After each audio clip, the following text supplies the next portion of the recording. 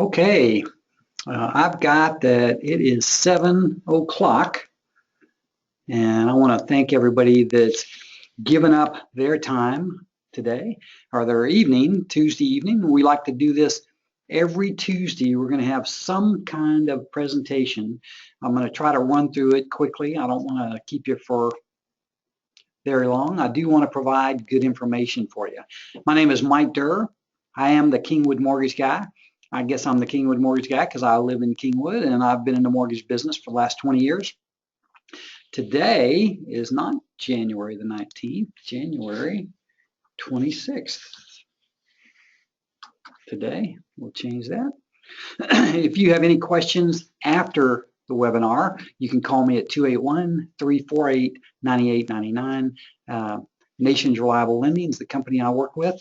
And this subject is something that's going to be interesting to a lot of people. I go over this information with a lot of people individually. Tonight, I'm going to go over it with a large group of people. And the premise of this is to raise your credit score 40 points in 45 days. Now, before I get started, I just got to tell you a quick little story. I had a couple meet with me this last weekend, and I'd met with this guy initially back at the 1st of August, 2015. So it's basically been four and a half months since then. When we initially met, his FICO score, his middle score was right at 600. He had a couple 500s or 580 something, but his middle score was, I think, 605. And 605, you can do a mortgage loan with a 605, but it's hard. I mean, they really scrutinize those things. During the course of our meeting back in August, I gave him some strategies, not dissimilar from what you're going to get tonight. He implemented those. He called me about 2 weeks ago. He said, Mike, I've done what you told me. And I don't know, I haven't checked my credit, but I think I've done some good things, or at least if the things that you told me are the right things to do, then I should be in pretty good shape. Well, sure enough, him and his wife came in, and this was this Saturday. I guess that would be the 23rd of January. And when we pulled his credit, his FICO score had gone from 605 to 675. So 40 points in 45 days is realistic. I've actually seen it go higher. It just depends on where you're starting from and what's going on with your credit. But I would take 70 points anytime over a 4-month period. And that's all that's to say is that the credit scoring mechanism is something that you can tweak, you can manipulate it, you can work with it. And you can make, if you know what they're looking for and you have the means to do what you need to do, then you can make your credit score better. Now, credit is not a good thing. I mean, it can be a good thing. It's like a tool. A lot of people tease me that when they see me with a hammer, they want to stop me because they know something's getting ready to get broken. And the one thing I am good at in demolition or in home work type stuff, home handyman things, is tearing stuff up. I mean, I can do it with the best of them. If I'm to create stuff, that's not my good thing. Well, credit's kind of the same way. Credit is something that you can use if you use it prudently and you use it intelligently. And that's what we're going to do today. We're going to talk about it. So as we go through this, I'm going to just go through these slides, and then I want you to hold your questions to the end, or if you want to put them in the chat. I'm not going to look at the chat really until the end. So we'll get through this. So what is credit scoring? Well, the definition is the use of a statistical risk assessment model, which uses consumer reporting agency information to significantly increase the level of predictive power to determine good payers from bad payers. So what they're trying to do is they're trying to figure out who is going to be paying them in the manner that they accept and who are going to be the bad payers. And there are people that have tendencies that they tend to forget, or they are lazy, or they just have bad intent on paying their bills. And what this scoring mechanism has tried to attempt to do is to predict that with a measure of success. So going on to the next slide, I want to tell you, and I like this slide a lot, actually. See if I can get it to work. There you go. Old school scoring. Well, let's see. I don't need this. There we go. I'll get this. There we go. No, didn't go out. Okay, old school scoring. Now, when I got in the mortgage business, this is what we used to do. What we would do, if you were a mortgage company and you were thinking about extending credit to somebody, what you would do is you would look at how they paid their rent or look at how they paid their other credit. Now, you'd use the rent or a previous mortgage as the primary focus, and then you'd look at other installment debts like car loans or like anything that you would get an installment on. And then credit cards were considered in the third category, and we gave them a lesser weight than we did installments. And of course, the mortgage we gave the most weight. So what we would do is we'd count the number if they'd had late payments in their mortgage payment, then they were in pretty good jeopardy. If they had lates in their installment debts, then it was a problem, but it wasn't a big problem. And we really didn't even care how they paid their credit cards because we just didn't think that they were that important. Now, today, that's completely switched. I mean, it was time consuming to score a credit report.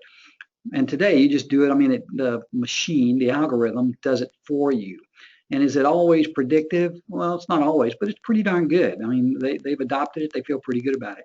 Don't you love this picture, though? This is definitely old school. And look at the people all, anyway, I'm going to get away from that. And so anyway, credit cards are unsecured. This is one of the things that's going on and why this system came about. The credit card lobby, the people that have credit cards, they needed some way to figure out how to figure people that were going to pay them and people that weren't. And if you don't pay your house payment, well, what happens? Well, they will take your house away. I mean, they'll come and foreclose on it.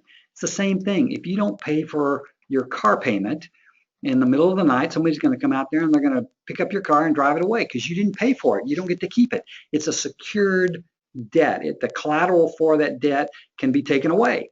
Well, on credit cards, it's unsecured. In other words, there's nothing specific that they can attach and take back. Thus the reason that the credit card lobby and the people that own credit card companies, banks and stuff like that, they said, we've got to have a better way to have some leverage over the people that are choosing not to pay us. And that's when they came up with the scoring mechanism. And I don't think that they even imagined how broadly this information would be used when they initially came up with the scoring mechanism. But the truth is, what it predicts is it predicts the likelihood of going 90 days past due. And so if you have a low score, the chances of you going 90 days past due are high. And then as your score goes up, it just gets a lot less chance that you're going to go 90 days past due. So that's what they're trying to do. Now, scores are dynamic. This is an important thing, is that when you get a score, it's a snapshot of a consumer's credit profile at that particular point in time. And so the key thing that you need to recognize about that is credit can change fast. I mean, it gets input from these creditors. The creditors send their information on how you paid your bill up to the credit reporting agency. You'll see this in some of the slides later. A CRA is a credit reporting agency. And when that input or that data goes into the score, the algorithm does its magic and your scores change as soon as that information is put in there. Thus, one of the reasons that we think it's very possible, and we've seen it happen a lot of times, is within a day or two, a couple things can change and it will make a huge difference as to what your score could be. So the score represents a summation of risk of repayment of a debt by a consumer based on the CRA, the Consumer Reporting Agency's credit profile for that consumer, as it is ranked against the profiles of all other consumers with credit reported and stored within that specific CRA files, much like a bell curve. So what you're being judged on, this is kind of interesting, is that you're being judged on your credit compared to everybody else's credit. So if you're doing really good, then you know that you're in the elite group, but there are people that kind of don't do so well, and they kind of push up the half there. So anyway, score represents kind of interesting how you're looked amongst the group. Now, one thing, I think it's in here, but I'm going to go ahead and tell you, there are three main credit reporting agencies. There are Experian, they're Equifax, and they're TransUnion. So when it's talking about on the CRA's credit profile for that consumer as it ranks against the profile of all the other consumers with credit reported to that particular credit reporting agency. So that's what that means. Okay. No, don't go. All right. Each bureaus are different. Why don't the scores at each credit reporting agency agree? Well, anybody have an idea? Well, they're different companies. They have they like to tweak their scoring mechanism a little bit, and they also have a different bias. Plus, there are more than just one scoring mechanism for each bureau. Each bureau may have a multiple different scoring. I'll give you an example. As a mortgage company, we really care and want the main emphasis to be on mortgages or how mortgage payments are paid. So we might have a bias that if you don't pay your mortgage, your score would go down a little bit lower.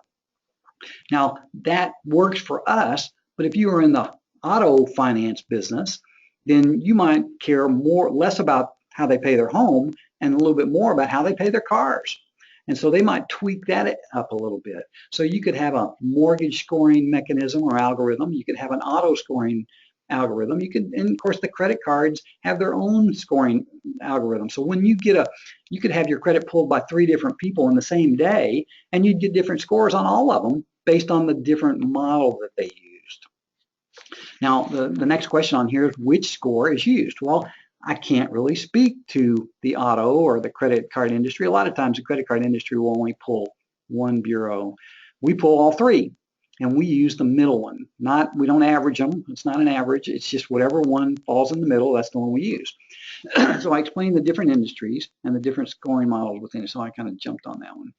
All right, so this is kind of the point where we go raise your credit score 40 points in 45 days. Is that possible? Well, I can tell you absolutely is. I've actually changed this. I used to say raise your credit score 100 points in 45 days, and I've seen it happen. It can happen, but I don't want to give you false expectations. This is very doable once you understand how it works. Okay, we're going to go through a little bit about what makes up the credit score, and this is going to surprise you a little bit, but the payment history I don't think is any surprise to anybody. 35% of your score is going to be based on how you pay your debts. How you pay, your payment history. That makes sense to me. That's one of the few things in this part that actually does make some sense. So if you don't pay very well, that's going to represent 35% of your score. Now, balances carried. This next one here talks about the balances carried, and it's really the balances carried on revolving credit card loans, not so much the balances carried on installment debt or even mortgage debt. Has much less of an effect on installment debt and on mortgage debt. The balance carried is a big deal though in the credit card industry, and we're going to go through a detailed explanation. I won't go off on that tangent right now. Now, credit history, and what it's talking about here, it's not the same as your payment history. Your credit history is the length of time that you've had credit. So how long have they had a chance to really evaluate how you're going to go over, excuse me, over a longer period. The longer the period they have, the more comfortable they feel that they're going to make a good decision. And then I think my thing right here, let's see, we're going to move that. There we go. Mix of accounts. They like to see that you've got a mortgage. They like to see that you've got car debt, and they like to see that you have 1, 2, or 3 credit cards. So they like to see a mix of accounts because they want to see how you handle the package of those things. And then finally down here, it's got 10% on inquiries. And I think that actually, from my standpoint, inquiries may be less than 10%. I would first think, well, for younger people that don't have a very long credit history, inquiries may be a little harder or a little more of a factor of their credit score, but I don't think so. So anyway, these are the 5 key things that is what makes up your credit score. Okay, payment history, we're going to talk about that. Bills paid as agreed. Guess what? The credit algorithm loves bills paid as agreed. They look back at the most recent 6 months. Now, this is one things I explain a lot to people.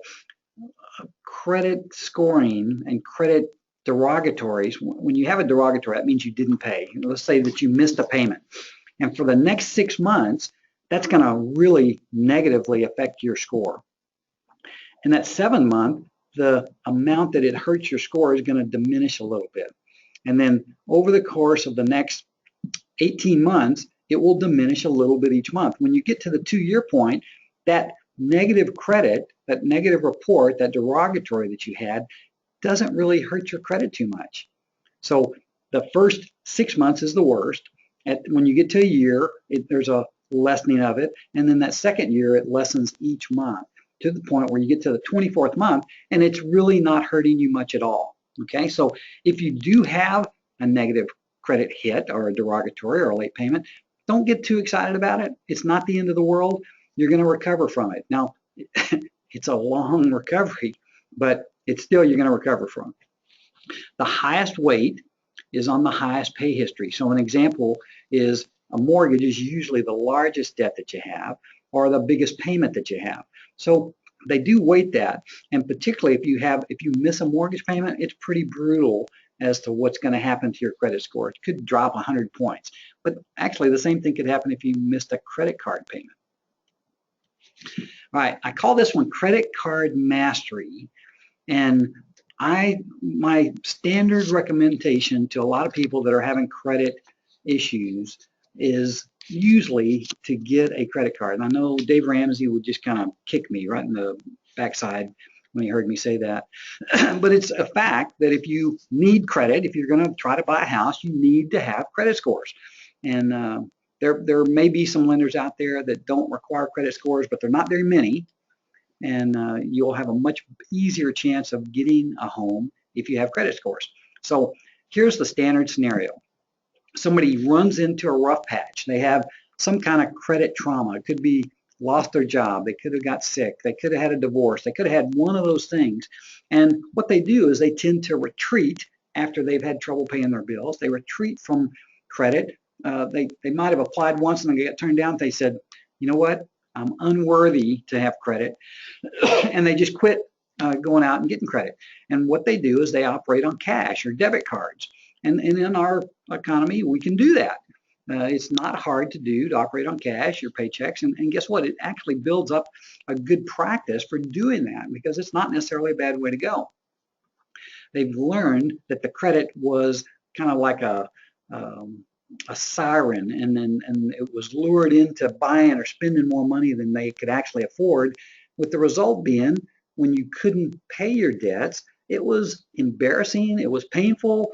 I mean, it was just really a big hit on your ego. It's just a bad thing. So what happens is they eliminate using credit cards. They don't have hardly any debt. They may have a car loan because they had to. They're renting somewhere. And there's nothing that's going on in their credit report except the bad stuff from when the trauma happened.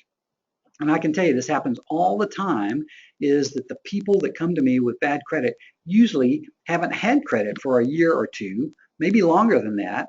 And really what it is, it's all about getting back some positive stuff going again. And that's why I call this credit card mastery. So that was a long explanation, but I'm going to explain how this works. It says here on the first line, keep balances as low as possible. So what's going to happen when you get a credit card? You get a limit. And it might be a $500 limit. It might be a $200 limit. It could be a $10,000 limit, depending on how your credit scores are. If they give you a $10,000 credit limit and you go out and spend $9,950 on that credit limit, you're in jeopardy. Well, what you're doing is you're scaring the credit card company. And they get nervous when you go above 50%. So here's what happens. If you keep your balance at around $1,000 and you've got a $10,000 limit, they feel pretty darn good that you're using your credit in a manner that they feel is responsible. Now, when you go and you do 9,950, it scares them. And here's why. There was a statistic that showed that a high percentage of people that went into bankruptcy, right before they went into bankruptcy, they ran their credit cards up to the limit. And so what the credit card algorithm interprets that as is when people have high balances on their credit cards, they're pushing the limit. They're in trouble. And it's not hard to get to the top limit. I mean, you pay the minimum amount and you spend more. You pay the minimum amount and you spend a little more. Well, next thing you know, you're at the maximum limit. So in this particular case, what I did is I've got one guy, he likes one particular card, and so he uses the one card, and it may be because the interest rate on the other card is a little bit higher. It could be whatever reason. So he's got two cards. He's got $10,000 limits on both of them, but he's putting all his charges on one card. So he's being negative or being affected negatively on his credit score because of that. Now, if he's got a $10,000 limit and as long as he can make his payments, he may not care. But this is a webinar designed for people that do care about whether their credit score is higher or lower. So here's what you need to do on that. What you might do is you might say, okay, first off, at 50%, or in this case, $5,000, if he owed $5,000, he wouldn't have points taken away from him and he wouldn't have points given to him. He'd be at par. As he gets below 50%, his credit score starts going up. As he goes above 50%, his credit score starts going down. Now, does that make sense? So the higher balance that you have against your limit, over 50%, it is negatively affecting your credit score. And as you go below 50% of the limit, it positively affects your credit score. Now, what we found after a lot of research and study, we feel pretty comfortable in using this term, that you get the maximum amount of points when your balance is about 10% of the limit. In this particular case, on a guy with $10,000 limit, if he had a $1,000 balance, he would get the maximum points. One of the things, a lot of people, when they get a credit card, they pay it to zero every month. Well, if the credit reporting agency gets a report and it shows that you've got a $10,000 balance and your balance is zero, do you get points for that? You'd think so. Most people think that they're paying their credit perfectly. They're just like the ideal payer. Well, the credit card companies don't seem to like that. And when you have a zero balance against any kind of limit, you get 0 points. And don't ask me why. I've had people argue with me about it, but it's just what my perspective is on how the credit card industry is. And it may be a little sinister. It may be that they want you to be charging. You know, they want to have some money coming in. Maybe that's the reason. I don't know. But you can see on this particular case, this guy could make some adjustments. He could actually pay this down a little bit and then split the two cards, have them both below 50%, and it would help his credit score. You know, the ideal, and if he's going to have that much debt on credit card, he might not want to keep that much. You know, you'd want to pay that down and get it down to $2,000 or $3,000. Then all of a sudden you're operating in a much more comfortable place for the credit card and for yourself. So anyway, that was a long industry, but we spend a lot of time on credit cards and how to use those. So credit history, longer credit history equals higher credit score. They like that. They feel more comfortable in interpreting how you are doing on there. Long credit paid as agreed, positive impact to your credit score. Never close credit card accounts. I say that. When I say this, it's all related to keeping your scores up. When you diminish your capacity to take credit on, you hurt the chances that the credit you have. I mean, they not only use each card as, you know, the limit and the balance, but they also use all your credit that you have. So if you have 3 cards and you kill one of them, then you've diminished your credit capacity, which makes it harder to have your score positive again. So we encourage you, when you're trying to build your score, never close credit accounts. Now, if you don't care about your credit score, go ahead and kill them. I mean, you know, especially if you've got a long history and you just don't need it and you're worried about the security of it or ID theft or something like that. But just know that it potentially could hurt your score. Okay, best chance. Ideal, best chance, what that means is best chance to have a higher score is to have installments and revolving accounts. So this is the mix, a mortgage loan, an auto loan, 3 to 5 credit cards, and more is okay too, as long as you handle them properly. You got to be careful about home equity lines of credit, because if they're less than, and this may be an old slide, but if they're less than $40,000, they will report as a revolving account instead of a mortgage.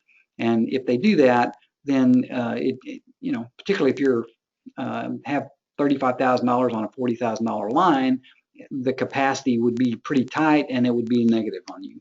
Okay. History and mix, you don't want to have a short history and have a lot of credit cards. So that would scare the credit card industry or the algorithm, because you've got a lot of credit and you don't have a lot of history that they can see how you've done. So you want to be very careful about that when you're young and you get offered all these credit cards. Just be careful, be cautious, be a little conservative if that's the case, and you'll kind of grow this thing very comfortably. Short history and over 8 revolving lines of credit or cards could be a problem, and it may be a problem just handling them. I mean, I've got 2 or 3, actually I think I have 4 cards now, and I use 3. Just managing those is something. I mean, I don't think I could do a lot more than that. All right, so what we're going to do is we're going to take a look at a credit report, and this is an old one. This is from a past gig I used to have, but this guy's middle score is 512. Now, he's not going to get a mortgage loan today, chances are, but I'm going to show you a couple things on here, and I redacted a lot of it. He has tax liens on here, even though it's released. These are all released. He's got a tax lien in Harris County, and then the rest of his score, here's his option 1 mortgage payment. And what it shows in this 30-day column is he's been late several times in January, February, June, July, September, and then in November. So he's had a rough year. Now he's caught up. You know, he keeps hanging in there. He doesn't have a 60-day late, but he's struggling a little bit. Now this Washington Mutual says here it's a revolving card. Okay, and he has, last time it reported, it looks like, was 12 of 06. He's had a late in 9 of 06, a late in 10 of 06, and in 12 of 06, 11 and 12. And look at this. His limit is $10,907. And his balance is $10,907. And it looks like maybe his high limit prior to that was $92.38. So this guy is actually over his limit. And credit cards will allow you to do that. And boy, they throw on the interest rate like crazy. I mean, this is loan shark interest rates at this point. But this is killing his score. And I'm telling you, the credit card company is scared to death that he is going to go to bankruptcy. Now, here's a different one. This is actually an installment on the car. And no, but he's paid his car good. You know, he knows he's got to get to work and stuff. Here's another install. Pays this one good. That's probably his wife's car. He's paid that one pretty good. This is 0 down, auto install. He pays his cars good. You just got to give him credit for that. I mean, if I was a car dealer, I'd sell this guy a car. Now here's his credit card again, and it's kind of a similar thing. It's the Capital One Bank. His high balance is 6810, and look at his balance. It's 85. So he's probably 95, 97% of his limit on his balance. And again, and here's the same thing. He's got 6406 against it's a $7,200 high limit. So he's well into the 90% range. Here's another one, 4836 or $5,000 limit. He's at 4600. So this gives you a good idea. Same thing here. He's at the height of every one of his credit cards, and he's had some late payments on his mortgage and on this particular, whatever this one is, this credit card. So he is struggling, and this will win you 500 FICO scores. I mean, this is just the way it works. Okay, now we're going to look at a good one. In this particular case, this guy's 796, 794, 785, and you're going to see this. Again, he's got a perfect, let me go here. He's got a perfect mortgage history. Here he's got another, I guess he's got another mortgage. He's got a couple mortgages down here. And then here's another mortgage payment. So he's got a couple different mortgages, but I guess when you've got 780, 790 FICO scores, you can do that. Here's his credit card, and he's got a $3,500 limit, and he's got a $151 balance. Now that's about 5%, and they like that stuff. He's got a $4,000 limit, and he's got a $137 balance. So this is how they want you to use your credit card. Here he's got $7,500 limit. He's using $56. So you can see the difference, why you have 790, 800 FICO scores when you use credit in a very light way. So that's what you want. All right, one of the big questions I get is when you're shopping for a mortgage, and probably even more so when you're shopping for a car, multiple pulls on your credit report. How does that affect you? And I'm not sure about other industries, but I'm pretty confident that the information I'm going to give you on the mortgage industry and in the auto industry is the same. It's not unusual for you to go get find somebody to pull your credit on as a mortgage company, and the credit bureaus know what type of company is pulling your credit. It's not just all, they're segmented, so they know when a mortgage company pulls your credit. And after that first pull, you can have, for the next 45 days, you can have as many people pull your credit without any effect. It will count as one inquiry, and really you only, after 10 inquiries in a year, that's all they count. They don't count more than that. So when you're shopping, they don't want to, they changed this because they didn't want to discourage you from shopping for the best loan. And it's the same thing in the auto industry. It's not unusual for you to go to the Chevy dealer and then go to the Honda dealer and then go to the Volkswagen and then go to some other dealer. At each one of them, you might have had your credit pulled. Now, I'm not sure that's the ideal way to do it, but you may have done it that way. And just know that first pull, you get an inquiry. The other ones after that, at least for the next 45 days, does not affect you. Soft credit pulls. There are credit pulls that don't hurt you at all. A lot of times, the company that you work for can pull your credit. Insurance and utility companies can pull your credit. Maybe an account review if you have a credit card and you want to raise your limit, or they're just doing a routine review of your credit, what your balances are, that kind of stuff. These all do not count as inquiries on your credit. And then I don't know if you can see this, but the one thing you can do to find out what your credit score is, and I'm going to give you this one, is annualcreditreport.com is a free credit report. Now, when you do that, you can count on getting some pre-approved offers in the mail because they do share that information. I also share with you on this webinar that if you are in the market for finding a house and you'd like to know what your credit is, I will do that also for free. I'll pull a tri-merge account and I'll do it for free. Obviously, if you're just doing it and you're not looking for a house, I'd rather not spend the money for it. But if you're serious about buying a house, I'd love to help you with that. I never charge for credit reports. So blemish credit can be costly. So why in the heck do we worry about our credit score? Well, guess what? When you have a lower credit score, some people will extend you credit, but when they extend it, they put what's called a risk factor on there. And the risk is to them. So when they have risk, they raise the rate. They're going to say, I may lend you credit, but if I'm going to lend it to you, I'm going to charge you more for it. And so how that works is, guess what? If you're going to spend $200,000 on a house and you're paying a 0.5% more interest than somebody else, you're paying more than you would need to for that house. It's the same thing on a car. I mean, some cars are very expensive, and if you pay, you can get a car note these days 1.5%, 2%, but you may be paying 8 or 9% because your credit score is not very good.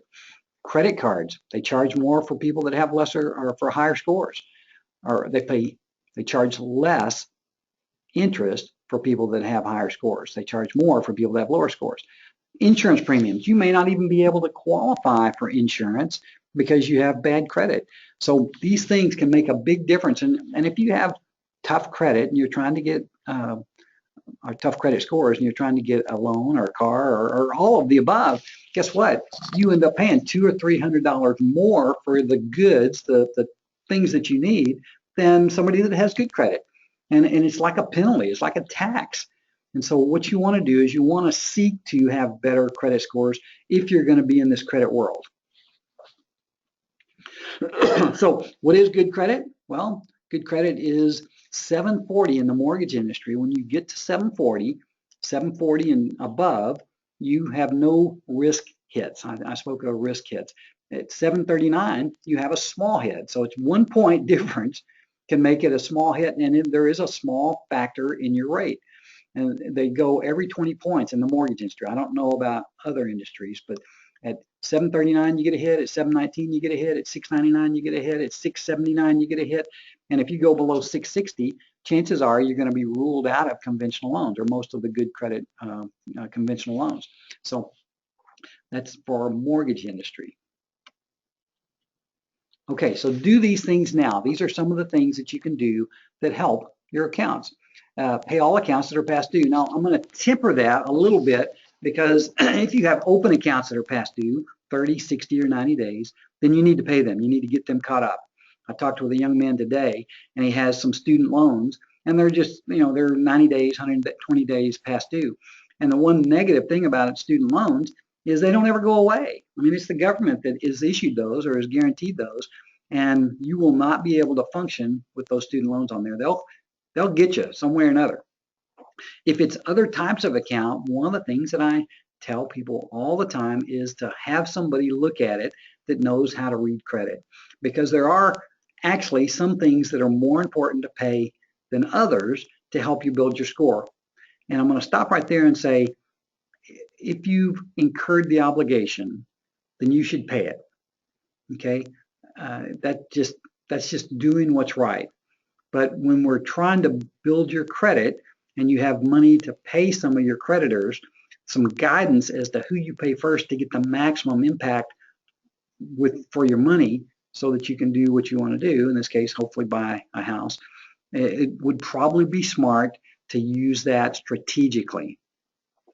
Past due accounts, this is a killer. 1 day late, okay? You pay your $10 credit card payment 1 day late, and your score can drop 60, 70, 80 points just because you missed this 1 day and it's reported late. So you have to be very careful. You can't be sloppy. You have to know what's going on with that. Past due accounts do not include judgments and collection accounts. And again, if you have those kind of things, I encourage you to talk to somebody like myself that knows how to read those, and also understands the goals that you're trying to, what your goals are.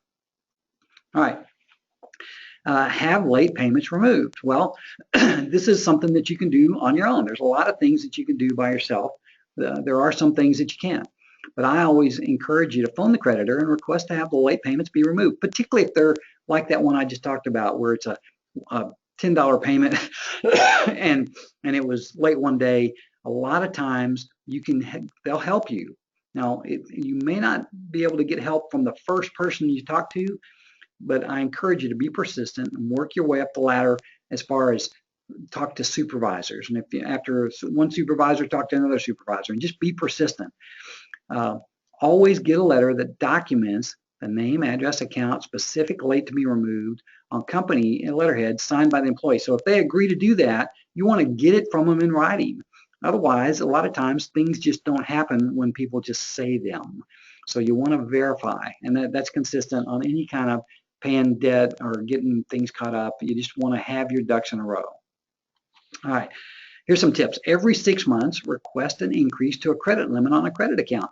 Now, it doesn't hurt you if you're used to spending $1,000 on a credit card. It's okay to have a $2,000 limit, but it's better to have a $5,000 limit, because it's going to help your credit score. And all you've got to do is resist the temptation to spend that extra money. So it's a twofold thing. You got to have the discipline and resist that temptation. But if you do that, it expands your capacity, and capacity is a good thing. Have creditor base increase on your credit history. So if you're a good payer, say, dude, I've been paying you like clockwork. I keep my limit down. I think I deserve that. And sometimes they will. I also encourage you, if they're going to pull your credit, I generally don't allow them to do that. If it's just for my convenience, it's not a big deal. Okay, here's something that still works. Ask a relative or a friend to add you to their credit account. This is called a authorized user. And authorized users do get some credit for somebody else's good credit. And an example would be, say you have a parent that has a $10,000 or $15,000 limit with a credit card that they've had for 35 years or 20 years or whatever the number is. They've had it for years. They've got a long history. They keep their balance low. They pay their bills on time. You would benefit just by being a user. Now, this is not asking your parents or this person to give you a credit card. They're never going to give you a credit card. Don't even ask that. But for you to be on their account, have your social security number on their account, you would get some of the benefits of being on there as an authorized user. Okay, it's a good idea. It's a good tip, particularly if you're having trouble getting a card. Confirm the following items. You want to make sure that you don't do that with somebody that does spend more than 50% on the limit. And like I said, no risk, as credit card does not go to, they don't give you a credit card. So that's an authorized user. That's a very good way to go. Keep all accounts open. I think we talked about that. Use old accounts periodically. Charge a small amount. In fact, go out and take your spouse to McDonald's and use it, or pay gas one time a month just so you can keep it active, because they'll close account and it will hurt your score. So you want to keep the account you have. And again, I suggest 3 to 5 max, but use those consistently. Don't let them just go dormant. Consumer dispute. So CRA, Consumer Reporting Agency, does research and verify. So if you're going to dispute something, you got to have some backup. If you just dispute it and then don't have proof or any backup, you can bet that they're not going to honor that dispute. So when you're going to dispute something is when you have some facts, some data, something that you can send to them. You contact the furnisher of a credit info with any evidence. So it's a big deal. The consumer to direct to furnish of credit information. Consumer sends notice of dispute with evidence, and the credit furnisher changes reporting to the CRA. An example of that, I'm working with a client right now that has paid off a judgment. The judgment right now shows as still being open, and we've got evidence that this has gone to the courthouse, it's been released, and I've just got to send this to the credit reporting agency. They'll confirm it, and then they'll remove or say that that judgment has been released. So you got to have documents when you do this kind of stuff. Summary: do these things. Borrow. If you're going to borrow, do it when you don't need it. That's when you're most likely to get the money. Keep the balance to limit ratio low. So 20, 30%, I don't encourage you to go much over 30% if you can help it. When a creditor removes late and provides later, use credit rescore. We rescore all the time when things change. It could be balances change, when people remove stuff. So credit rescore is a really good way and a fast way to get things changed. Consult with your mortgage professional before you consider paying off a collection or judgment when applying for a mortgage loan. I can't stress this enough. This is not intuitive stuff. Sometimes doing something like that can actually negatively hurt your score. Even though it seems like the absolute right thing to do, I encourage you to talk to somebody before you do it. Don't waste that money when you're not going to be helped by it. Increasing credit score by 10 points, you get interest savings. It could make a big difference. I mean, thousands of dollars difference, particularly on a mortgage or a car, just by increasing your score by 10 points, if it's the right 10 points. So there's a lot of cool things that you can do if you have better FICO scores. So I've rambled on for the last 43 minutes, and I haven't even looked at the questions there, but I want you to know how your credit scores can affect your life, and they can help you a lot if you pay attention. And if you have any questions, I want you to feel free to call me. This is Mike Durr. I am the Kingwood Mortgage Guy. My number is 281-348-9899. If you go online or you go to YouTube and you search Mike Durr, you're going to find I do a lot of videos, and it's mostly related to mortgage stuff, a lot of credit stuff, and I'd love to help you. So that's it for tonight. I thank you so much for being here. Hopefully this information has been helpful, and with that, I'm going to sign off. And next week, if you see this, I'm going to be back here on, I guess, whatever, the first Tuesday in February, and we're going to be talking about something different. So talk to you soon. Bye-bye.